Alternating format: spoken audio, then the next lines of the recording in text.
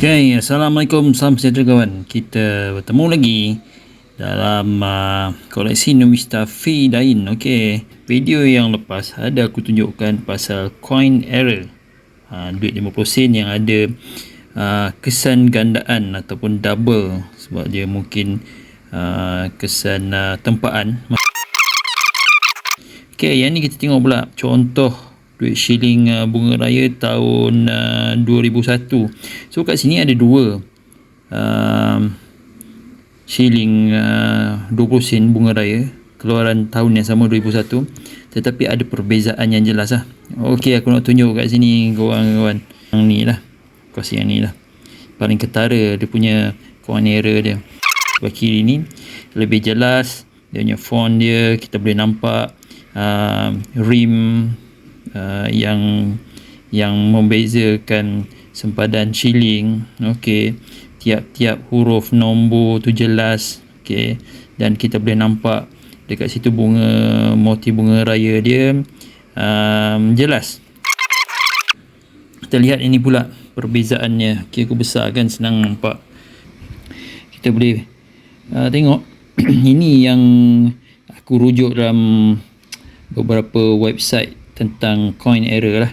Okay, yang ni dipanggil sebagai die strike error. Dia maksudnya semasa proses duit ini ditempa, berlaku satu keadaan di mana kurangnya tekanan semasa menempa lah, dan menyebabkan die pada shilling ataupun pencelup tu dia tak menjadi, jadi kabur macam ni. So disebabkan kurangnya tekanan semasa tempa tu, strike yang disebut sebagai strike dalam bahasa Inggeris, so menyebabkan terjadinya keadaan kabur ni, ataupun blurry. Itu dalam bahasa Inggeris. Istilah-istilah ni banyak dalam bahasa Inggeris. Tengok, kita lihat daripada font dulu lah. Kita besarkan lagi supaya boleh nampak kawan-kawan. Okay, kita jelaskan kat sini. Okey, korang boleh lihat sendiri perkataan bank negara tu. Bank negara tu kabur, dia tak jelas disebabkan tekanan die tu tak cukup. Dia punya tekanan menyebabkan dia jadi blur. Tengok perkataan bank tu hilang, huruf B tu dia kabur sebelah atas. Dia dah merosakkan keseluruhan font tu lah. Okey, kalau kita tengok di sebelah perkataan negara tu pula. Okey, kita lihat secara jelas. Okey, perkataan negara jadi terlampau tebal, dia dah nampak rosak. Okey, kalau nak jelas lagi kita besarkan, nampak dia tak berapa cantik.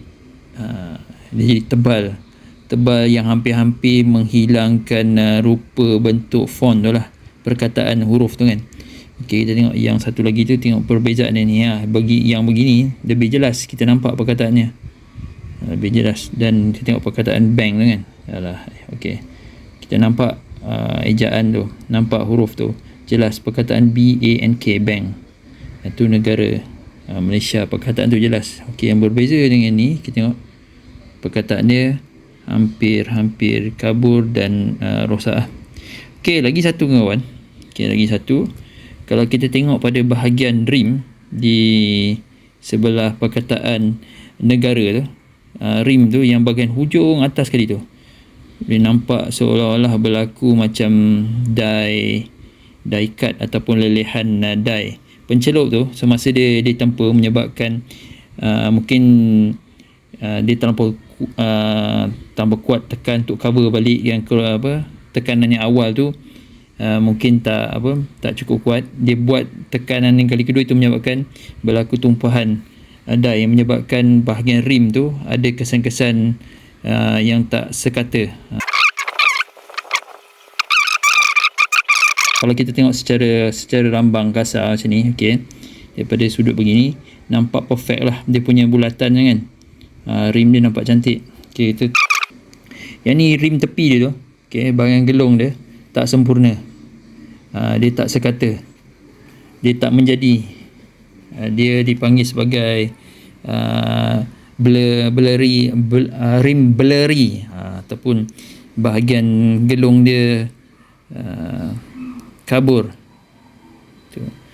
Okey, apa lagi yang coin error dekat sini kita boleh nampak pada okay, kita tengok sini 20 kecil tu pun hampir lenyap, dia tak nampak, dia kabur.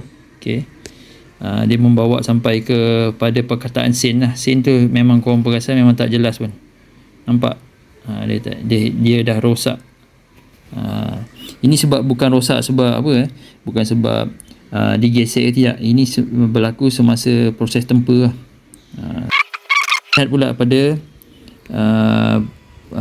bunga raya ni. Pada bahagian bunga raya tu, kita tengok dekat bahagian stigma tu. Okey, stigma tu aku besarkan bahagian stigma ni. Tu yang hujung bunga raya tu.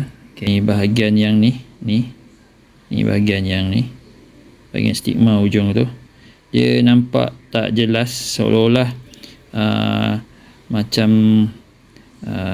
dia macam kek yang dipenyetkan. Okey, so dia tak nampak rupa bentuk dia tu, dia dah hilang rupa bentuk dia menjadi kita pun tak tahulah nak kata apa kan, dia bentuk stigma tu hilang. So kalau berbeza dengan yang satu lagi ni, okey, korang boleh nampak stigma bunga raya tu nampak cantik, nampak dia punya bentuk-bentuk dia tu kan, boleh nampak jelas.